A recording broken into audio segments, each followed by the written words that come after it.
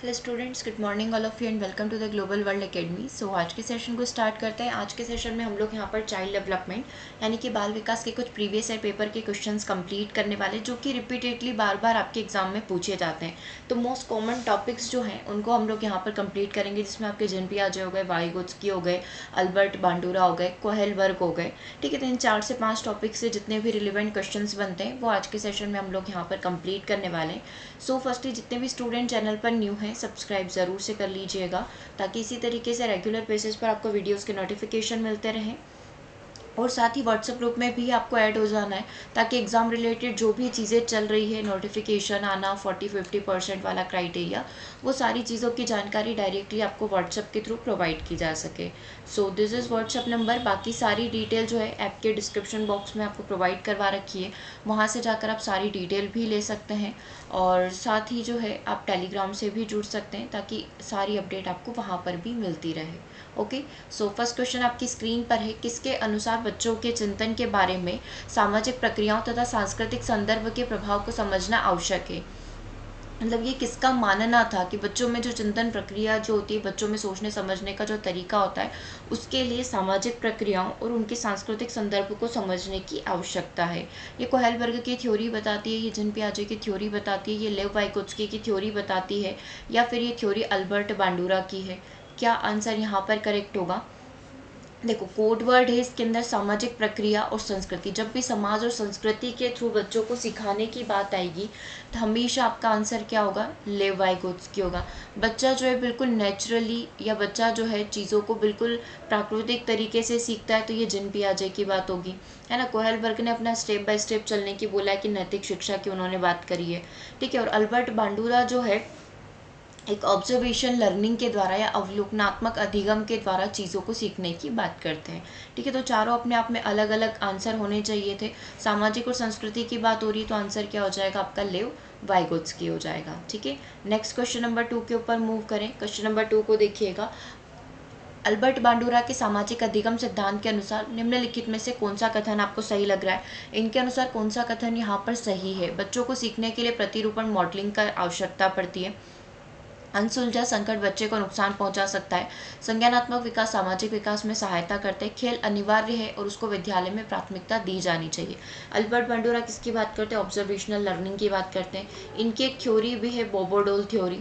अब ये बोबोडोल थ्योरी क्या है? इन्होंने एक एक्सपेरिमेंट किया था बच्चों के ऊपर, जहाँ पर इन्होंने बच्चों को एक बंद कमरे के अंदर एक मूवी दिखाई थी, फिर उनको पार्क में ले जाकर छोड़ दिया था। तो जो बच्चों ने मूवी में देखा, एज इट इज़ उन्होंने बाहर जाकर व्यवहार प्रदर्शित किया। कुछ रोने लगे, कुछ किसने उसी प्रकार का व्यवहार दिया, है ना। तो ये वाली जो चीज़ें हैं, ऑब्जर्वेशन चीज, बच्चा जो भी चीज़ों को देखता है उसी तरीके से व्यवहार करता है, ये अल्बर्ट बांडुरा की थ्योरी है।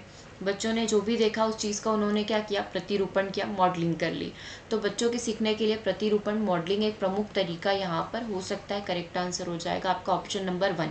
अनसुलझा संकट बच्चे को नुकसान पहुंचा सकता है, ये इस प्रकार की जो चीज़ें हैं ये आपको आती है सिगमंड फ्राइड की थ्योरी में। संज्ञानात्मक विकास सामाजिक विकास से बिल्कुल स्वतंत्र है। तो ये क्वेश्चन ही, ये पॉइंट ही अपने आप में गलत है, क्योंकि दोनों चीज़ें कनेक्टेड है।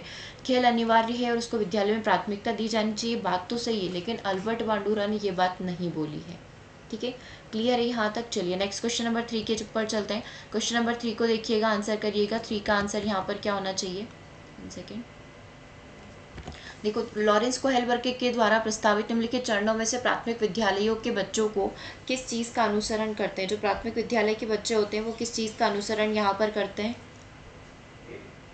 सबसे पहला है आज्ञा पालन और दंड उन्मुखीकरण की अवस्था। दूसरा व्यक्तित्व और विनिमय, अच्छे अंतर व्यक्तित्व संबंध, दैट मीन्स की पर्सनल रिलेशन जो है वो अच्छे रहें। सामाजिक अनुबंधन और व्यक्तिगत व्यवहार। साथ ही आपको कोहेलबर्ग का एक इमेज भी दिया गया, जिसमें कोहेलबर्ग की 3 लेवल और 6 स्टेजेस के बारे में बात करी गई है।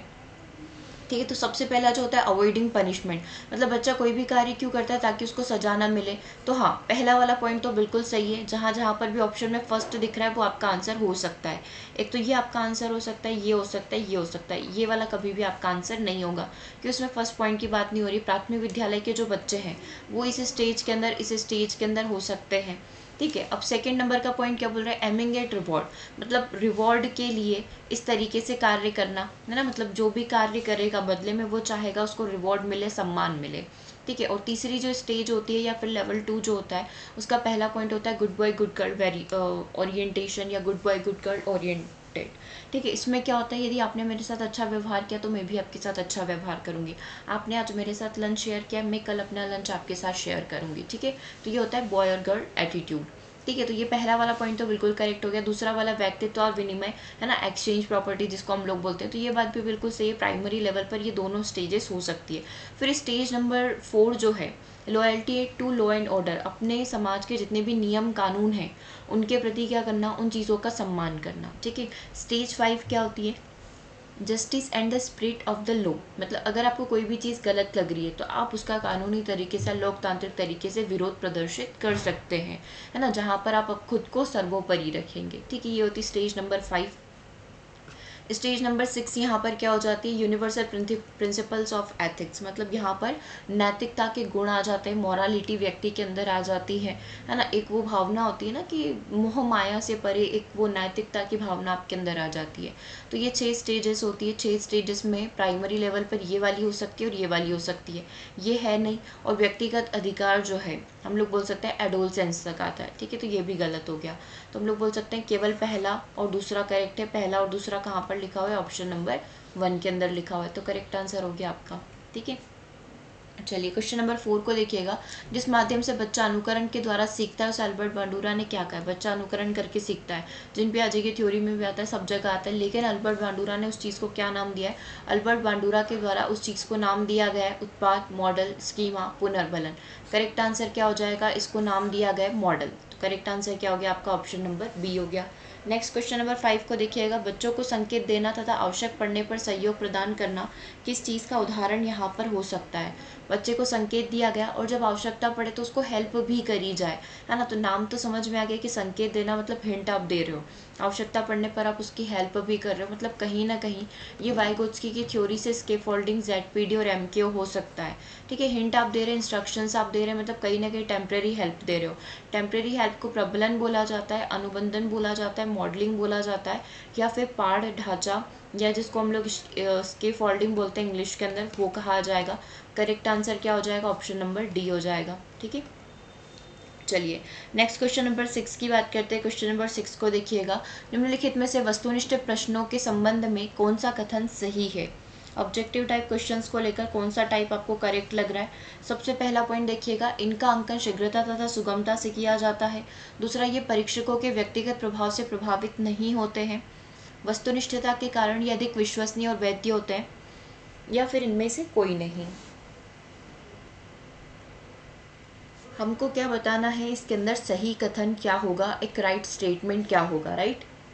वस्तुनिष्ठ प्रश्न जिस पर जो है जो ट्रस्टेबल हो, जिस पर भरोसा किया जा सके, जिसकी निष्पक्षता हो, है ना, वो किसी भी स्पेसिफिक समाज संस्कृति के प्रति कोई भेदभाव प्रदर्शित नहीं करता हो, ये वस्तुनिष्ठ प्रश्नों की मेन क्वालिटीज़ होती है। तो इसके अंदर आपको कुछ फाइंड आउट करना है कि कौन सी चीज़ें सही है। इसका अंकन शीघ्रता और सुगमता से किया जा सकता है। ये परीक्षकों के व्यक्तिगत प्रभाव से प्रभावित नहीं होते, मतलब सभी का आंसर सेम होगा, चाहे वो किसी भी कल्चर, किसी भी धर्म वगैरह से आता हो, किसी के साथ कोई भेदभाव, किसी के साथ कोई पार्शलिटी नहीं होगी। वस्तुनिष्ठता के कारण ये अधिक विश्वसनीय और वैध हो जाते हैं, ठीक है, ये बात भी बिल्कुल सही है। उपरोक्त में से कोई नहीं, आपको क्या पूछा था, सही कथन क्या है, इसने क्या लिखा है, उपरोक्त में से कोई नहीं, मतलब कि तीनों ही स्टेटमेंट रॉन्ग है। हमको क्या बताना, सही बताना, ये सही लग रहा है, ये भी सही है और ये भी सही है। आंसर क्या हो जाएगा आपका, ऑप्शन नंबर बी हो जाएगा। तीनों स्टेटमेंट आपके करेक्ट है। नेक्स्ट क्वेश्चन नंबर 7 को देखिएगा। कौन सा मूल्यांकन पूर्व निर्धारित मानकों के एक निश्चित सेट के विरुद्ध छात्र के प्रदर्शन को मापता है। ये सामान्य संदर्भित हो सकता है, मानदंड संदर्भित हो सकता है, नैदानिक हो सकता है, उपलब्धि आकलन यहाँ पर हो सकता है। इसने क्या बोला है, ऐसा कौन सा टेस्ट है, ऐसा कौन सा मूल्यांकन या आकलन है जो पूर्व निर्धारित मानकों के एक निश्चित सेट के विरुद्ध छात्र के प्रदर्शन को मापता है। देखो उसमें एक हिंट भी दे रखी है, नॉन अगेंस्ट इसको बोला गया है। पूर्व निर्धारित मानक मतलब मैंने कुछ स्टैंडर्ड डिसाइड कर रखा होगा। स्टैंडर्ड क्या डिसाइड कर रखा होगा कि मुझे चाहिए कि सारे बच्चे जो है मेरे 85% ही लेकर आए या उससे ज़्यादा ही लेकर आए, इससे कम मैं एक्सेप्ट नहीं करूँगी, है ना। ये वाली चीज़ मेरी धारणा हो गई, मैंने ऐसा मान रखा है। तो इस चीज़ के विरुद्ध सभी बच्चों को अपने अपने अनुसार आंसर लेने की जो जो बात करता है या अपने अपने अनुसार जो है जिस भी प्रकार का वो स्कोर लेकर आते हैं उसकी बात करता है, उसको क्या कहा जाएगा? सामान्य संदर्भित, मानदंड संदर्भित, नैदानिक आकलन या फिर उपलब्धि का आकलन, है ना। तो पूर्व निर्धारित मानकों के एक निश्चित सेट के विरुद्ध छात्र के प्रदर्शन को मापने की कोशिश यहाँ पर कौन करता है? सामान्य संदर्भित आकलन करता है, क्योंकि हम लोग क्या कर रहे हैं, जो स्टैंडर्ड जो क्राइटेरिया हमने डिसाइड कर रखा है उसके अगेंस्ट जाते हुए हम लोग सभी बच्चों के साथ एक समान व्यवहार की बात कर रहे हैं। तो ये चीज़ सामान्य संदर्भित कहलाती है। करेक्ट आंसर हो जाएगा ऑप्शन नंबर 1। ठीक है, चलिए नेक्स्ट क्वेश्चन नंबर 8 को देखिए। ग्रेडिंग, कोडिंग, अंकन और क्रेडिट संचय प्रणालियाँ किस चीज़ के एग्जाम्पल हैं? सबसे पहले परीक्षा के उत्तर पत्रों में मूल्यांकन की प्रक्रिया, कक्षा में बच्चों की स्थिति की निरूपण विधि, आलेख पत्र में अकादमिक प्रदर्शन को दर्शाना, अधिगमकर्ताओं की उपलब्धि के आकलन की गणना विधि। तो ये जो सारी विधियाँ, ग्रेडिंग करना, कोडिंग करना, नंबरिंग बच्चों की करना, तो ये किस प्रकार से ये विधियाँ यहाँ पर हो सकती है? देखो, केवल पत्रों का मूल्यांकन करने के लिए जो भी बच्चे एग्जाम्स दे रहे हैं, तो हम लोग देखते हैं बच्चों का इसमें फॉर्मेटिव भी आ जाता है और साथ ही इसमें बच्चों का समेटिव भी आ जाता है। मतलब हम लोग पूरे साल भर जो थ्रू आउट द ईयर पूरे साल भर जो मूल्यांकन कर रहे हैं वो क्रेडिट के थ्रू कर सकते हैं। ग्रेडिंग, कोडिंग, अंकन किसी भी तरीके से कर सकते हैं। बच्चों की स्थिति के निरूपण विधि, आलेख पत्र में अकादमिक प्रगति को दर्शाना या अधिगमकर्ताओं की उपलब्धि की आकलन की गणन विधि है। डेफिनेटली जितने भी लर्नर्स हैं उनकी जो भी अचीवमेंट्स है उनको देखने के लिए, उनको गणना करने के लिए, उनकी कैलकुलेशन करने के लिए हम लोग इन सारी विधियों का प्रयोग कर सकते हैं। जैसे कि अभी बच्चों के जो नंबर आए हैं वो 85% आए हैं, 70% आए, तो हमने नंबर दे दिए। क्रेडिट स्कोर हमने यहाँ पर दे दिया कि जैसे कि क्या क्रेडिट बना है, A+ आया है, A आया है, या फिर हमने ग्रेड दे दी। तो इस प्रकार से कोई भी विधियाँ यहाँ पर हो सकती है जो बच्चों के अचीवमेंट को क्या करती हो, चेक करती हो। तो डी आंसर आपका यहाँ पर करेक्ट हो जाएगा। ठीक है, चलिए आगे बात करते हैं, नेक्स्ट क्वेश्चन की बात करेंगे। चलिए इसका आंसर करिएगा। इसका आंसर क्या होगा? इनमें से कौन सा बाह्य अभिप्रेरणा का एक उदाहरण यहाँ पर हो सकता है? कौन सा एक प्रकार एक्सटर्नल मोटिवेशन का यहाँ पर हो सकता है? चलिए देखिए इसको क्या आंसर होना चाहिए। सबसे पहला ऑप्शन आपके सामने, मैं बहुत अधिक सीखती हूँ जब मैं अपना गृह कार्य करती हूँ। होमवर्क करने पर बहुत अधिक लर्निंग हो जाती है। गृह कार्य करने से मैं अपनी अवधारणाओं को अच्छी तरीके से समझ पाती हूँ। मैं अपना गृह कार्य पूरा करती हूँ क्योंकि शिक्षक प्रत्येक नियत कार्य के लिए हमें अंक देते हैं। मैं अपना गृह कार्य करना पसंद करती हूँ क्योंकि ये बहुत ही आनंददायक है। एक्सटर्नल मोटिवेशन मतलब बाहरी कोई कारण होगा जिसकी वजह से मुझे होमवर्क करना होगा। ठीक है, अब मैं जो नेगेटिव है, जो इंटरनल मोटिवेशन, क्योंकि दो ही चीज़ें होती है, एक होता है आपका एक्सटर्नल मोटिवेशन और एक होता है आपका इंटरनल मोटिवेशन। जो इंटरनल मोटिवेशन का उसको हटा दो, ये इंटरनल मोटिवेशन है क्योंकि बहुत ही ज़्यादा आनंददायक, मतलब उसको खुशी मिल रही, तो ये इंटरनल मोटिवेशन है। ठीक है, एक ये भी आपका इंटरनल मोटिवेशन है क्योंकि मैं बहुत अच्छे तरीके से समझ पाती हूँ, मैं बहुत ज़्यादा सीखती हूँ जब भी मैं होमवर्क करती हूँ, तो वो बच्ची खुद सीख रही है, उसके पीछे कोई लालच नहीं है, तो ये भी इंटरनल है। एक्सटर्नल क्या है? ऑप्शन नंबर सी आपका एक्सटर्नल है। मैं अपना गृह कार्य पूरा करती हूँ क्योंकि शिक्षक प्रत्येक नियत कार्य के लिए हमें अंक देते हैं, मतलब होमवर्क करने के बाद मुझे जो है 10 नंबर मिलेंगे टेस्ट में, है ना। होमवर्क करने के बाद जब भी मैं होमवर्क करती हूँ मुझे 10 नंबर मिलते हैं और यही मान लो उसको एग्जाम में हेल्प करते होंगे, है ना। तो ये आंसर क्या हो जाएगा? एक्सटर्नल मोटिवेशन का हो जाएगा। ठीक है, चलिए नेक्स्ट क्वेश्चन नंबर 10 की तरफ चलते हैं। क्वेश्चन नंबर 10 को देखिएगा। इस क्वेश्चन नंबर 10 आपकी स्क्रीन पर है। निम्नलिखित व्यक्तियों में से कौन अपने बच्चों की आंतरिक प्रेरणा दे रहा है? मतलब इसमें बच्चों का इंटरनल मोटिवेशन आपको किसके अंदर दिखेगा? अब पहले वाले में क्या पूछा था? एक्सटर्नल पूछा था। अब की बार आपको इंटरनल निकालना है। फादर रॉबर्ट अपनी कक्षा के उन बच्चों को चॉकलेट देते हैं जो अच्छा व्यवहार करते हैं। मतलब यहाँ पर क्या बात हो रही है? रिवॉर्ड मिलने की बात हो रही है ना। तो ये क्या हो जाएगा? आपका एक्सटर्नल मोटिवेशन हो जाएगा। और बात कर लेते हैं, अपनी कक्षा में पदोन्नति पाने के लिए नंद कुमार अपने पुत्र को कहानी की पुस्तकें देते हैं। पदोन्नति या कक्षोन्नति पाने का मतलब क्या होता है कि आप क्लास 4th के अंदर थे, ठीक है, आपको 5th स्किप करवा कर डायरेक्टली 6th क्लास के अंदर बिठा दे तो कक्षा उन्नति हो गई, एक क्लास से छोड़कर आप अगली क्लास में आ गए। तो अगर ऐसा करता है तो उसके पिता उसको क्या करेंगे? बहुत सारी बुक्स पढ़ने के लिए देंगे। ये भी कौन सा मोटिवेशन हो गया? एक्सटर्नल मोटिवेशन हो गया। अपने पुत्र के जन्मदिन पर गिरिजोश कुमार जो है दावत देते हैं। पुत्र के जन्मदिन पर क्या दिया गया? भोजन की दावत दी गई, आपको खाने पर बुलाया गया कि मेरे बेटे का जन्मदिन है, आज सबके लिए खाना है। विज्ञान विषयों में सर्वोच्च अंक पाने पर राकेश कुमार अपने पुत्र की प्रशंसा करते हैं। ठीक है, तो आपको क्या बताना है कि इसमें से किसको लेकर आंतरिक प्रेरणा आएगी? देखो, ये भी एक एक्सटर्नल मोटिवेशन ही हो गया, बाहर वाले लोगों को दावत दी जा रही, मतलब एक काइंड ऑफ दिखावा। ठीक है। अब इंटरनल मोटिवेशन कब आएगा? जब पुत्र की प्रशंसा की जाएगी, पुत्र की तारीफ की जाएगी, पुत्र को क्या मिलेगा? खुशी मिलेगी। तो ये उसके लिए क्या हो जाएगा? एक प्रकार से इंटरनल मोटिवेशन हो जाएगा। बाकी सारे के सारे क्या है? आपके एक्सटर्नल मोटिवेशन है। तो करेक्ट आंसर क्या हो गया? ऑप्शन नंबर डी हो गया। चलिए नेक्स्ट क्वेश्चन नंबर 11 को देखते हैं। क्वेश्चन नंबर 11 को देखिए, आंसर करिए। यस, 11 का आंसर क्या होना चाहिए? निम्नलिखित में से कौन सा मास्लो की आवश्यकता के पदानुक्रम में निम्नतम क्रम की आवश्यकता का एक उदाहरण है? चलिए मास्लो की आवश्यकताओं को बना लेते हैं, फिर देख लेते हैं निम्नतम क्रम की आवश्यकता क्या होती है। सबसे पहली क्या होती है? हमारी शारीरिक आवश्यकता, फिजियोलॉजिकल नीड जिसको हम लोग बोलते हैं। दूसरा क्या होता है? सुरक्षा की आवश्यकता होती है, ये सुरक्षा सेफ्टी नीड हो गई। तीसरा हमारा क्या होता है? प्यार अपनेपन की आवश्यकता, लव एंड बिलोंगिंग हो गया। फोर्थ वाली नीड यहाँ पर कौन सी हो गई? आत्मसम्मान, सेल्फ एस्टीम जिसको बोला जाता है। अगली वाली कौन सी हो गई? आत्मा सिद्धि हो गई, सेल्फ एक्चुअलाइजेशन जिसको बोला जाता है। अब निम्नतम क्रम में शारीरिक आएगा, शारीरिक ऑप्शन में नहीं हुआ तो सुरक्षा, सुरक्षा नहीं हुआ तो प्यार।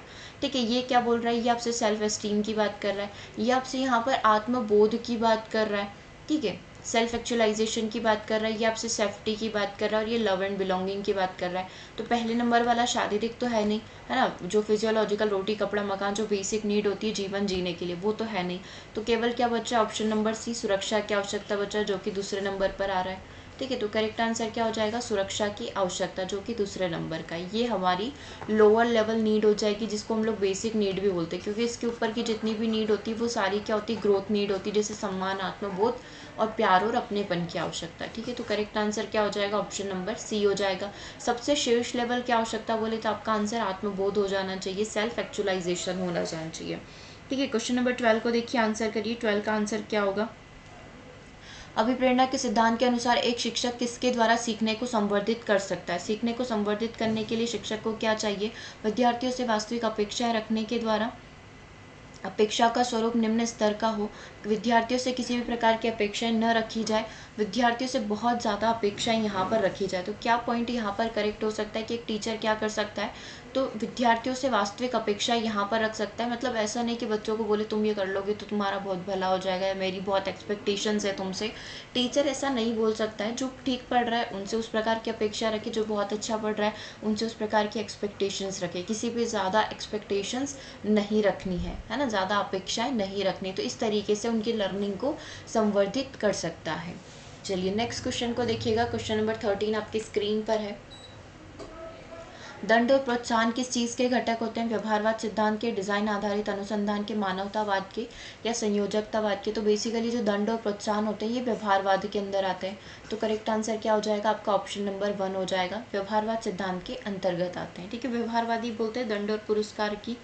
चलिए, यदि एक शिक्षार्थी सहज ज्ञान युक्त है तो वह किस प्रकार का होगा? यदि एक स्टूडेंट है ना, उसके पास एक अपना सहज ज्ञान है, मतलब इन जनरल उसने आसपास के इन्वायरमेंट से जो चीज़ों को सीखा है, इन जनरल नॉलेज उसके पास है, तो वो किस प्रकार का होगा?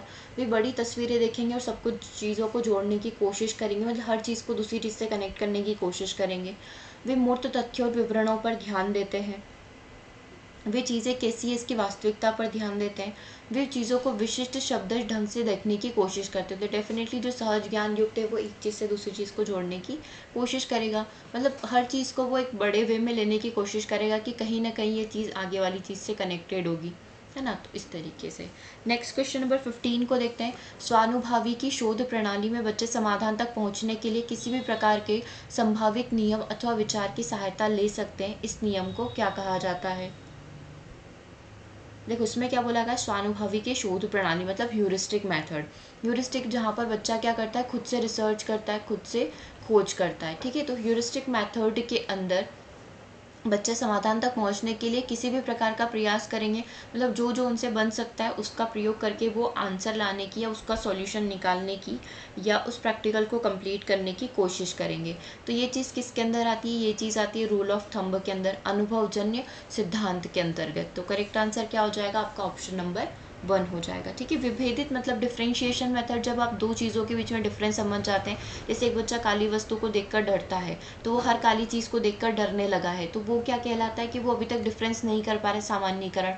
और विभेदीकरण का नियम क्या बोलता है, जब वो दो चीज़ों में अंतर समझ जाए, यानी कि उसको पता है कि किस काली चीज़ से डरने की ज़रूरत है, हर चीज़ से डरने की ज़रूरत नहीं है। अगर वो चीज़ होती है तो उसको डिफ्रेंशिएशन लॉ बोलते हैं, है ना। विभेदीकरण का नियम जिसको हिंदी में हम लोग बोलते हैं। अनुकरण मतलब चीज़ों को दोहराना। संज्ञानात्मक नियम मतलब कि कॉग्निशन की बात हो रही है, चीज़ों को संज्ञान के थ्रू सीखना, है ना, स्कीमा बनाना, एसिमुलेशन करना, अकोमोडेशन करना, वो सारी चीज़ें। ठीक है, तो करेक्ट आंसर क्या हो गया उसका, ऑप्शन नंबर 1 हो गया। चलिए नेक्स्ट क्वेश्चन नंबर 16 आपकी स्क्रीन पर है। बच्चों के बारे में कौन सा कथन आपको सही लग रहा है। बच्चे जानकारी के निष्क्रिय प्राप्तकर्ता होते हैं, दैट मीन्स बच्चे पैसिव लर्नर होते हैं। बच्चे समस्या समाधान करता होते हैं, बच्चे वैज्ञानिक शोधकर्ता होते हैं, बच्चे पर्यावरण के सक्रिय अन्वेषक होते हैं। हमको क्या करना है, सही स्टेटमेंट, तो ये नेगेटिव है, ये बात बिल्कुल सही है, वैज्ञानिक शोधकर्ता बिल्कुल सही है, सक्रिय अन्वेषक बिल्कुल सही है। तो that means option number B, C and D यहाँ पर करेक्ट हो जाएगा। ए आंसर आपका करेक्ट है, क्योंकि बच्चे सक्रिय प्राप्तकर्ता होते हैं, बच्चे एक्टिव लर्नर यहाँ पर माने जाते हैं। 17 क्वेश्चन आपकी स्क्रीन पर, बच्चे क्या होते हैं। ये अभी आपने देखा होगा एमपीटेड वर्ग 2 का जो पेपर है उसमें मोस्टली क्वेश्चन आपसे इसी प्रकार के पूछे गए कि बच्चे क्या होते हैं। सिर्फ क्वेश्चन में बच्चे लिखा हुआ रहता है और बाकी सारे ऑप्शंस आपके लिए सेट कर दिए जाते हैं। ठीक है, बच्चे चिंतन में वयस्कों की भांति ही होते हैं, जो जो वे बड़े होते हैं उनमें चिंतन में गुणात्मक वृद्धि होती जाती है। खाली बर्तन के समान होते हैं जिसमें बड़ों के द्वारा ज्ञान को भर लिया जाता है। निष्क्रिय जीव होते हैं जो प्रदत्त सूचना को ज्यों का त्यों प्रस्तुत कर देते हैं। जिज्ञासु प्रणाली के होते हैं और अपने चारों ओर के जगत को खोजने के लिए अपने तर्क और क्षमता का प्रयोग करते हैं। ठीक है, तो हमको बताना है बच्चे किस प्रकार के होते हैं। तो बच्चे क्या वयस्कों की भांति व्यवहार करेंगे क्या, है ना। चिंतन में वयस्कों की भांति होते हैं क्या, नहीं, ये नहीं बोल सकते। खाली बर्तन भी नहीं बोल सकते, निष्क्रिय जीव भी नहीं बोल सकते। हम लोग बोल सकते हैं बच्चे काफ़ी क्यूरियस होते हैं। जैसे जैसे आप उनको नई नई चीज़ें एक्सप्लोर करवाते जाओगे वो नई नई चीज़ों को सीखते जाएंगे, है ना। सीखने के लिए वो अपनी तर्क और क्षमता का प्रयोग करते हैं। नेक्स्ट क्वेश्चन नंबर 18 आपकी स्क्रीन पर है। निम्नलिखित में से कौन सा कथन पियाजे के सिद्धांत के अनुसार नहीं कहा जा सकता है। विकास गुणात्मक चरणों में होता है। बच्चे अपनी दुनिया के बारे में ज्ञान का निर्माण और उपयोग करते हैं। निरंतर अभ्यास से अधिगम होता है। बच्चे अपने पर्यावरण पर क्रिया करते हैं। क्या आंसर करेक्ट होना चाहिए। पियाजे के अनुसार कौन सा कथन नहीं कहा जा सकता है ना। मतलब आपको क्या करना है, नेगेटिव बताना है। विकास जो गुणात्मक चरणों में होता है, बच्चे अपने ज्ञान का निर्माण स्वयं करते हैं। निरंतर अभ्यास से अधिगम होता है और बच्चे अपने पर्यावरण पर क्रिया करते हैं, वो सक्रिय क्रिया करके सीखते हैं। तो नेगेटिव क्या हो गया, इन्होंने जिन पियाजे ने कभी भी अभ्यास की या प्रैक्टिस की बात नहीं करी, तो यही क्या हो जाएगा, आपका आंसर भी हो जाएगा। ठीक है, चलिए आगे बात करते हैं क्वेश्चन नंबर 19 की। अध्यापिका ने ध्यान दिया कि पुष्पा अपने आप किसी भी एक समस्या का समाधान नहीं कर सकती है, फिर भी यदि उसको एक वयस्क या साथी का मार्गदर्शन मिल जाए तो उस प्रॉब्लम को सॉल्व कर सकती है। तो ये जो गाइडेंस है ये क्या कहलाएगा, पार्श्वीकरण, है ना, मार्जिनलाइजेशन कहलाएगा। ये पूर्व क्रियात्मक चिंतन, ये प्री ऑपरेशनल वाला जो चीज़ होता है वो कहलाएगा। ये समीपस्थ विकास का क्षेत्र ZPD, zone of proximal development, या फिर इसको स्कैफोल्डिंग बोला जाएगा। देखो पुष्पा अकेले कुछ नहीं कर सकती, लेकिन जब उसको हेल्प की गई, एक बड़े साथी की हेल्प की गई, तो वो इस कार्य को कर सकती है। सहारा देना, है ना। करेक्ट आंसर क्या हो जाएगा आपका, ऑप्शन नंबर डी, सहारा देना यहाँ पर बिल्कुल सही रहेगा। ठीक है, सहारा देना दैट मीन्स हम लोग बोल सकते हैं कि उसको किसी बड़े वयस्क के द्वारा हेल्प की गई है। मोर नॉलेजेबल अदर कोई था, MKO कोई था जिसने उसकी हेल्प कर दी, तो इसको हम लोग बोल सकते हैं हेल्प करना या सहारा देना। ठीक है, तो डी आंसर आपका करेक्ट हो जाएगा। नेक्स्ट क्वेश्चन नंबर 20 को देखिएगा। क्वेश्चन नंबर 20 का आंसर क्या होगा।